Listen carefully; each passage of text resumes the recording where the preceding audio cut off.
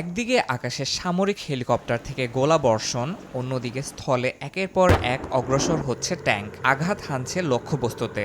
দেখে মনে হতে পারে এটি কোনো যুদ্ধ, তবে না। যুক্তরাষ্ট্র ও দক্ষিণ কোরিয়ার যৌথ সামরিক মহড়া এটি।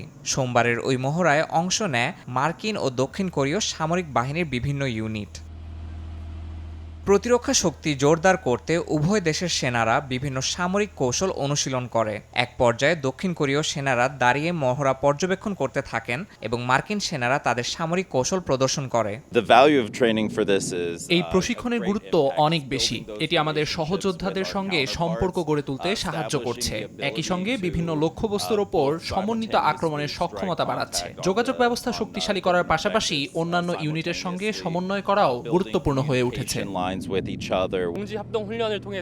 যৌথ আকাশ ও স্থল মহড়ার মাধ্যমে আমরা বিভিন্ন কৌশলগত দক্ষতা অর্জন করেছি। সামরিক যানবাহনের ক্রু ও কমান্ডারদের মধ্যে দলগত সমন্বয় আরও দৃঢ় হয়েছে।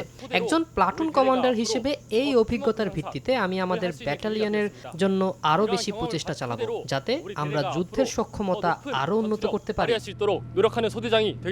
যুক্তরাষ্ট্র ও দক্ষিণ কোরিয়ার মহড়ার তীব্র প্রতিক্রিয়া জানিয়েছে উত্তর কোরিয়া। তাদের এমন তৎপরতা আঞ্চলিক নিরাপত্তার জন্য চরম হুমকি বলেও আখ্যা দিয়েছে দেশটি।